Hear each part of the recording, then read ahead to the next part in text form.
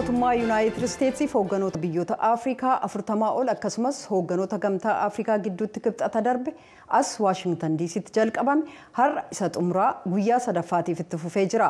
Kan guyyoota lamaan darbaniif bakka gumiin kun itti geggeessamaa jiru Washington Convention Centeritti qaamaan argamuudhaan achirraa nuuf gabaasaa turte waahilli keenya Tigisti Gammee har'as bakkuma sanarraa nuuf gabaasuuf qophooftee jirti. Kallattiidhaan Tigistiin haasofsiisuu dura garuu mariiwwan geggeeffaman keessaa ka gabaasa keenya ammaan duraa keessatti hin tuqamin hafe waa'ee nagaaf tasgabbii akkasumas hiriirawwan mormii biyyoota adda addaa kaleessa galgala naannoo White House'tti geggeessamaa turan ilaalchisee gabaasa isheen qindeessite isiniif dhiyeessina kunoo. I am delighted to open this Peace, Security and Governance Forum. Waltajjii Peace, Security and Governance Forum jechuunis nagaa nageenya fi bulchiinsa mata duree jedhuun kibxata dheengaddaa jechuunis muddee 13 waaree booda geggeeffame irratti nageenyi fi guddinni dinagdee wal malee kophaa deemuu akka hin dandeenye hooggantoonni marii san irratti hirmaatan ibsaniiru. Tarsiimoon bulchiinsa Baayiden raawwii hojii dhaabbilee dimokiraasitii fi tasgabbiif nageenya gaafii jedhu jalatti waltajjiirraa gaafii ka'eef hooggantoota deebii kennan keessaa dura teechuun dhaabbata qarqaarsaa kan United States UNHCR Samantha Power takka turan. Haasaa isaanii keessatti waan kaasan keessaa discontent rises, maybe people come out to the streets in a situation where the rule of law is shaky or you see democratic backsliding. What is the first tool in circumstances like that? Often yeroo bulchiinsi gaariin dhabame yeroo olaantummaan seeraa dhabame malaammaltummaan hammaate lammiiwwan gara diddaatti seenan. Kun Afrikaa qofatti biyyoota ardii waan arginu saniifis jedhan Samantha Power deebiin mootummaa humna nagaa eegumsaa fayyadamuu yoo ta'e yeroo dhipheessuu danda'a. Falaa fi furmaata itti fufiinsa qabu ta'uu danda'a jechuudhaan bifa gaafii ta'een dhiyeessan. Dinagdeen biyyi guddachuun duroomuun nagaa fi nageenya akkasumas tasgabbii olaantummaa seeraa malee hin ta'uu jedhan. Tasgabbii fiduudhaaf nagaa mirkaneessuudhaaf immoo balaa dimokiraasii dura dhaabbatan hanqisuun barbaachisaadha. Bulchiinsi gaariinis kanaaf gahee guddaa taphataa jedhan. Hooggantoota Afrikaa ol aanoo saganticha irratti hirmaatan keessaa pireezidaantiin Soomaaliyaa gaafii haala biyya isaanii keessa jiru keessumaa'uu finxaaleeyyiidhaan wal qabatee ka'een deebii yeroo kennan akkas jedhan. There for ideological person. These are there for economic reasons.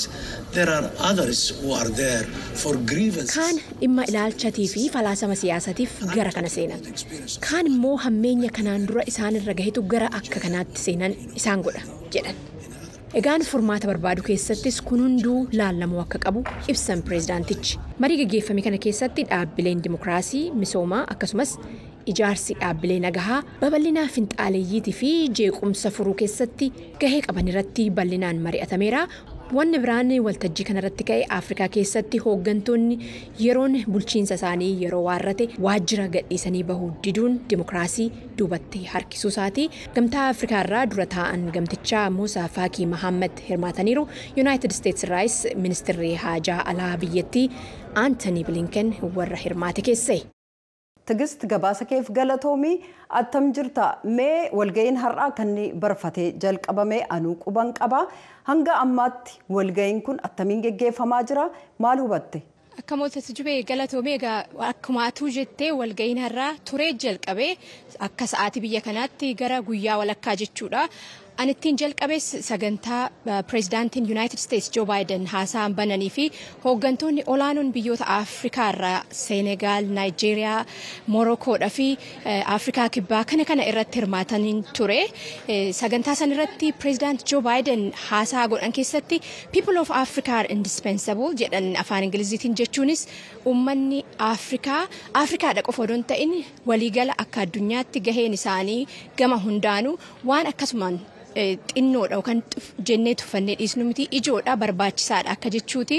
Egaan haasaa isaanii kana keessatti akka namoonni hirmaatan kun hooggantoonni kun wajjin hojjetan hunda isaaniitti garagaranii wajjin haa hojjennu wajjin hojjenna gama teeknooloojiitiin diinagdeedhaan misooma qonnaatiin kalaqaaf teeknooloojii adda addaatiin wajjin hojjenna jedhanii egaa waan waadaa galan keessa immoo United States gama hojiiwwan kana faayinaansii gochuutiin bajeta dhiyeessuutiin maallaqa akka dhiyeessitu waadaa galaniiru. Egaa sagantichi san fakkaataa hooggantoota Itoophiyaa keessaa sagantaa waltajjii ammasiin jedhe kanarratti an hirmatan hin argine ajandaa bahirras maqaan hooggantoota Itoophiyaa hin turre jechuudha. Tigist marii kanaan booda wantoonni ta'uuf jiran wantati hanga ammaatti hubatte jira?